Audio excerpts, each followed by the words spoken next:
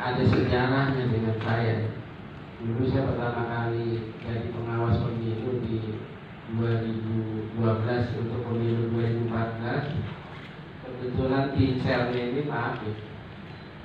Jadi dan bahkan saya terobsesi waktu saya di tingkat kabupaten kota ini melihat Pak Afif sudah di posisi di RI. Saya membayangkan bisa nggak saya di Bawaslu RI seperti kayak Pak Afif gitu. Ternyata baik, ini tema yang diangkat berkaitan tentang sinergitas kampus dalam penyelenggaraan pemilu. Saya mau beri gambaran begini ya. Teman-teman di kampus itu mesti tahu yang disebut penyelenggara pemilu itu orang lebih identik dengan ya paling mungkin identiknya penyelenggara pemilu itu KPU. Padahal sebetulnya di Undang-Undang 7 itu yang disebut penyelenggara pemilu itu ada 3.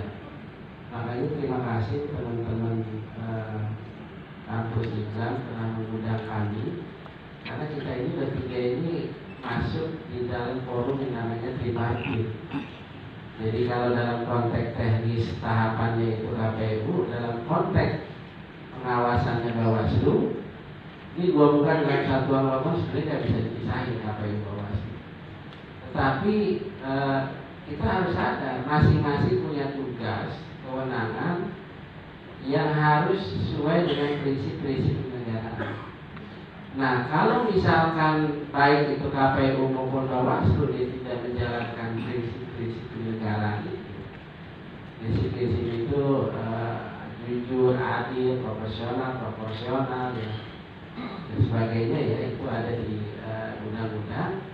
Nah, ketika tidak menjalankan itu, maka ada ruang etik di situ di DKPP. Nah, makanya ini harus dipahami dulu dari 3 hal tersebut. Itu yang pertama. Yang kedua, kalau pengawas pemilu itu ya tentunya dia lebih cenderung ke konsep apa yang disebut mengawasi tahapan penyelenggaraan pemilu. Apa sih yang diawasi? Ya tiap-tiap tahapan itu. Jadi kalau Pak Amin tadi berkeluh kesah adanya boleh dibilang antara pemilu dengan pilkada itu ada irisan atau tidak? Kalau boleh bilang irisannya ada. Ini kalau mau jujur ya, sampai sekarang ini sentra penegakan hukum terpadu itu belum closing. Jadi kalau masih ada kasus-kasus yang kaitannya dengan pemilu, ya, jadi orang berpandangannya gini, kemarin kan udah selesai pemilihan presidennya, pileknya. Sementara kalau merujuk yang di lembaganya Mas Faiz, ya, kemarin MK memerintahkan 44 putusan di 20 daerah, ternyata endingnya belum juga kelar. Kalau kita mau rujuk ya maksimalnya, idealnya bisa nggak sih dijalani sesuai dengan mekanisme, prosedur, kemudian taat waktu dan sebagainya? Tapi faktanya tidak. Nah, ketika hal tersebut itu ada, ya, ada satu hal, misalkan begini, di beberapa daerah termasuk kemarin itu ada di Sumbar, ada di Gorontalo, ya, Sumbar lah misalkan DPD untuk melakukan pemungutan suara ulang. Kita teriak-teriak nih, kalau bisa sebelum PS pun tidak boleh kampanye misalkan. Pertanyaannya apa pada saat itu diatur nggak aturan tentang larangan kampanye sebelum PSU misalkan? Nah, ini hal-hal demikian. Kalau ternyata ada permainan politik uang, mekanisme seperti apa? Karena di ujung ya, kalau merujuk ke PKPU yang ada, bahwa di sentra penegakan hukum terpadu itu endingnya itu sampai nanti, sampai presiden itu dilantik. Jadi sepanjang ini presiden itu belum dilantik, belum lagi nih kita diperhadapkan dengan, ini kemarin saya agak sedikit boleh dibilang rewel juga kaitannya dengan pemutahiran data pemilih. Ya, kalau merujuk ke ketentuan pasal ke-177B itu misalkan PPS PPK, KPU yang tidak melakukan verifikasi dan data rekening yang benar, itu ada ruang pidana. Belum lagi nanti kita diperhadapkan dengan syarat dukungan independen calon, dukungan palsu lah misalkan, atau namanya disatut dan sebagainya. Itu saja udah ada ruang pidananya di 185A. Nah sementara kita sekarang tahapan masih sedang berjalan di pilkada, tapi di sisi lain hukum belum closing. Sementara dua hal yang berbeda. Jadi kalau kemarin kita sibuk di Undang-Undang 7 2017, kita sibuk dengan persoalan pasal 280 ayat 1 bla bla bla dan sebagainya. Kemudian tadi Pak Habib menyinggung bagaimana putusan MK 65 di tahun 2023 itu terkait larangan kampanye di tempat pendidikan.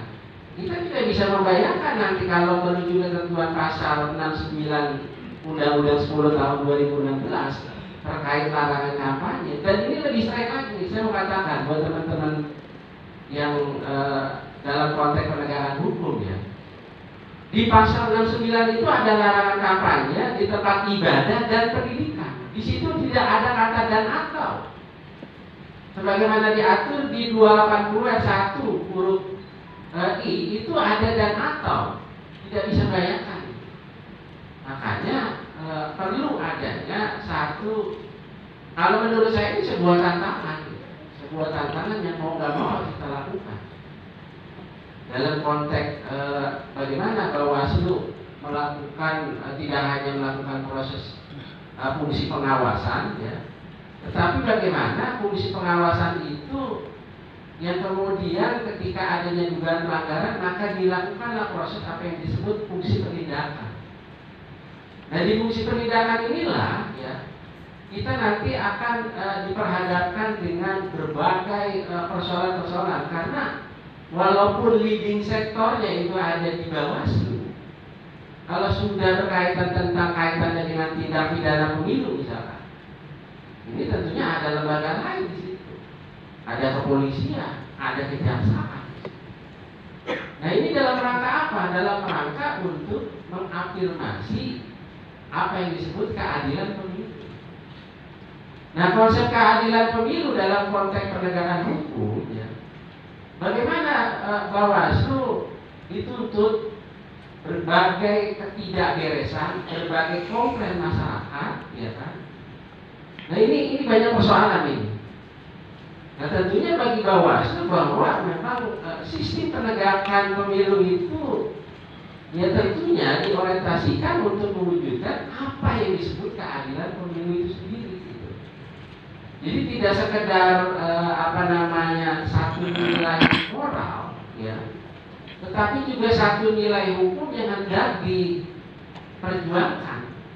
Tentunya ya di seluruh pengawas pemilu sesuai dengan jenjangnya. Kalau ada dugaan pelanggaran, walaupun ada kepolisian kejaksaan, itu pintu masuknya itu nggak mesti di polisi dan jaksa. Pintu masuknya itu mesti di Bawaslu gitu. Jadi saya berharap ya, kebetulan kita punya moto bersama bersama Bawaslu tegakkan bersama rakyat awasi pemilu, bersama Bawaslu tegakkan keadilan pemilu. Ini sebetulnya ruangnya bagus sekali. Kami bisa mengajak dalam konteks peningkatan pengawasan partisipasi kepada masyarakat, terutama teman-teman mahasiswa. Ya dengan adanya tanda tangan tadi di Fakta Integritas ya, mungkin ini ada tindak lanjut. Apa langkah-langkah ke depannya bisa berkolaborasi ya untuk kebetulan dalam beberapa minggu ini Bawaslu sedang melakukan peningkatan kualitas pengawasan dan penanganan, termasuk juga kita sedang membuat klinik penegakan hukum pemilu.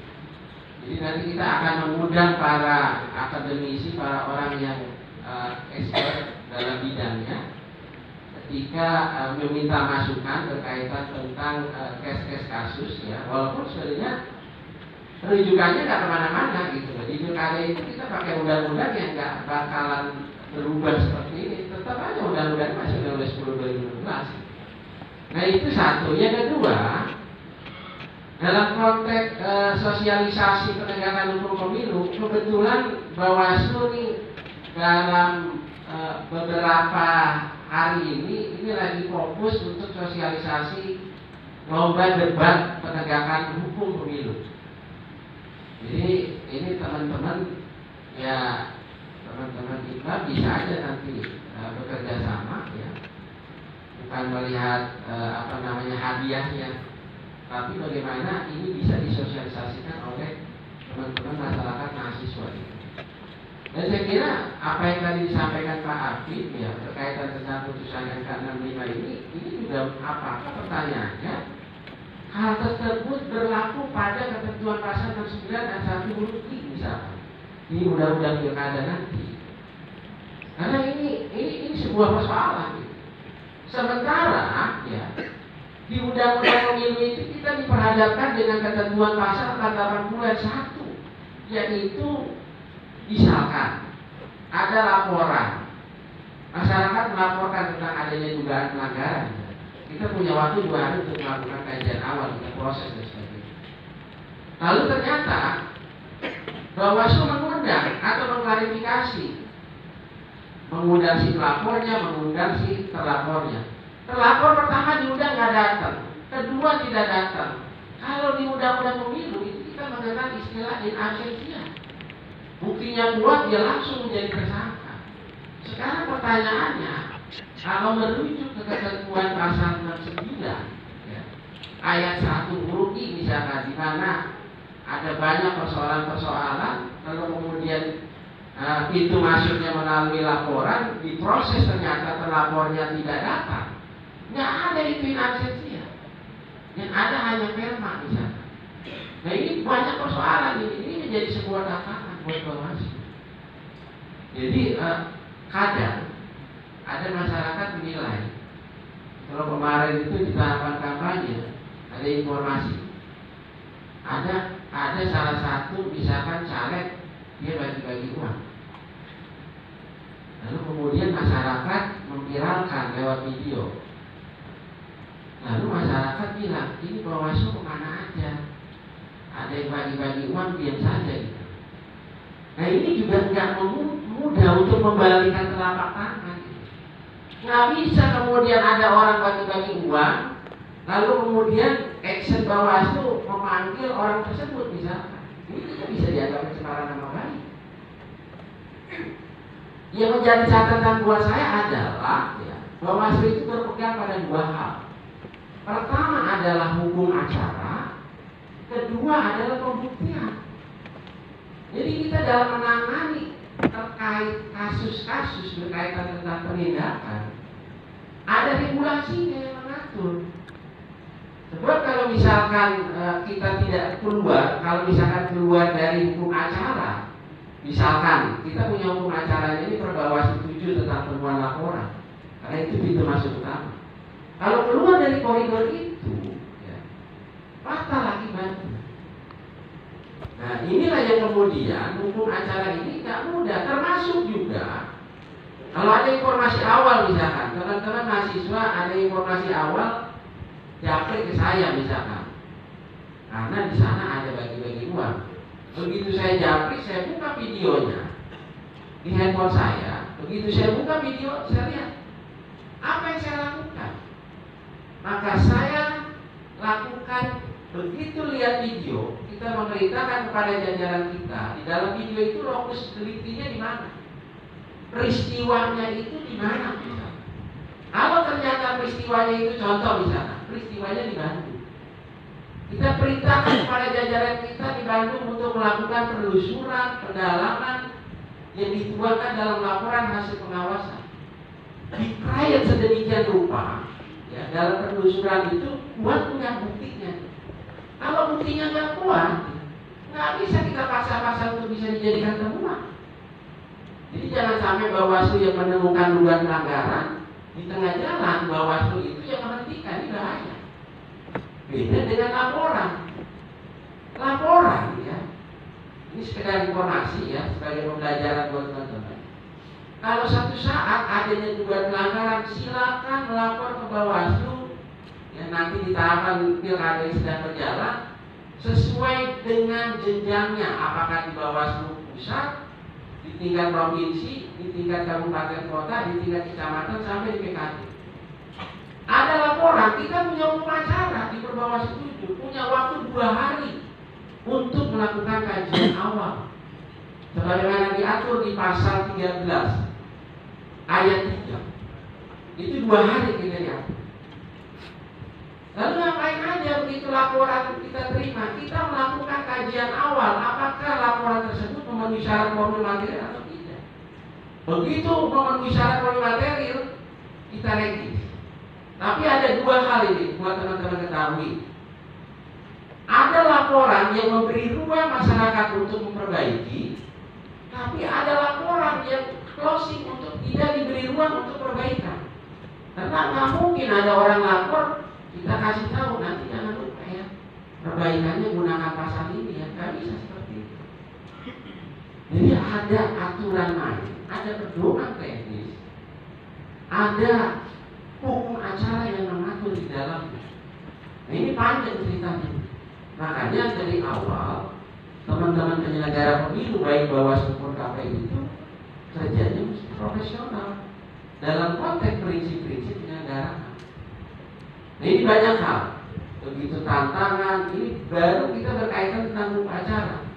Belum lagi nanti kita diperhadapkan dengan bagaimana penanaman pemahaman dalam konteks tindak pidana pemilu bersama kepolisian dan kejaksaan. Karena di undang-undang pemilu kita punya waktu cuma 17/7. Tapi di undang-undang pilkada kita harus bisa lihat hari H itu hari apa. Hari H itu hari kalender kan? Atau hari H itu hari kerja. Kebayang nggak nanti di pilkada ini nih sudah penyelenggaraannya serentak ya. Kemudian fokus orang lapor sesuai dengan lokus deliktinya, peristiwanya. Waktunya cuma 3+2. 3 hari ketika dibutuhkan keterangan tambahan 2 hari, 5 hari. Kebayang nggak tuh? Ya. 5 hari. Dan kebetulan juga di Undang-Undang 10 2016 itu nggak ada upaya penyitaan kita. Nggak ada. Penyitaan itu adanya di penyidikan. Seperti yang pernah saya lakukan ya, karena saya dulu pernah jadi penyelenggara di 2017 di Panwas Jakarta Barat. Saya pernah menyita, tapi itu menggandeng polisi. Kalau sekarang nanti ya, nggak ada itu menyita sembako. Atau misalkan gini, kita panggil ini terlapornya ya, setelah pintu masuk dari laporan, kita panggil pertama nggak datang, kedua tidak datang. Walaupun di Gakumdu ada polisi dan jaksa dan leading sektor Bawaslu, nggak bisa kita ngegedor-gedor rumah orang untuk melakukan penggeledahan. Jadi nggak semudah membalikan telapak dalam konteks penegakan hukum. Banyak ini kalau kita diskusikan ya, rujukannya. Belum lagi nih, ini ada case kasus nih yang teman-teman ketahui. Saya pernah menangani kasus ya, kaitannya dengan larangan kampanye di tempat ibadah dan pendidikan. Katanya itu tidak ada kata atau, kan itu berlaku kumulatif dan atau. Begitu kita proses, karena dia kampanye di tempat ibadah, mesti harus pendidikan, 2 paket, nggak bisa dipisahkan. Itu satu. Kedua, ya, sudah benar dia melakukan kampanye di 2 hal tersebut, dijuntuk pasalnya 187 ayat 2. Ternyata karena saya waktu itu di DKI, tidak ada disebutkan di undang-undang itu untuk pemilihan gubernur. Hanya disebutkan bupati dan wali kota. Kita bisa bayangin, sudah kena dia di tempat ibadah dan pendidikan, tetapi dijuntuk pasalnya tidak masuk. Kenapa? Karena DKI nggak ada pemilihan bupati dan wali kota, adanya pemilihan gubernur. Jadi ini banyak hal yang memang teman-teman ketahui, terutama adik-adik mahasiswa ya. Banyak yang memang perlu didiskusikan berkaitan tentang dalam konteks penegakan hukum yang memang endingnya adalah tidak lepas dari apa yang disebut untuk bisa mengafirmasi keadilan pemilu. Karena ini kampus, bagaimana kita bisa mengedukasi pemilih. Ini nanti dalam waktu dekat saya nanti akan perintahkan ke jajaran kita di tingkat provinsi dan kabupaten kota untuk tetap menggandeng kampus-kampus ya. Apakah nanti dia bisa sebagai penyelenggara dalam konteks pengawas TPS atau juga sebagai pemantau ya, atau juga mungkin nanti kita bekerja sama ya dengan Idam ya. Terus harus ada konkretnya, ada eksekusinya, apa langkah-langkah ke depan supaya ini peran kampus ya lebih cara berpikirnya, cara pandangnya, karena banyak kemarin kejadian di 2019 hanya pelanggaran di level KPPS, di level pengawas TPS yang meninggal, itu tidak terlepas dari energitas ya, kemampuan. Banyak kan teman-teman penyelenggara sudah makannya terlambat, begadangnya luar biasa, ngopinya, merokoknya kuat dan sebagainya. Dan kemudian kemarin itu banyak doping itu loh, minum kreatin apa ya, yang membuat bikin stamina jos gitu ya. Ternyata faktanya akhirnya memang itu banget. Karena kita menginginkan teman-teman mahasiswa ke depannya ada langkah nyata, terutama ikan ke depan. Baik. Itu kan ya, mungkin ini baru prolog nih. Kenapa? Nanti kan masih ada pertanyaan nih dari para mahasiswa yang kepo. Ya, terima kasih banyak Pak. Terima kasih. Pak Wadi, boleh minta tepuk tangan yang meriah untuk Bapak Wadi. Luar biasa di waktu ini.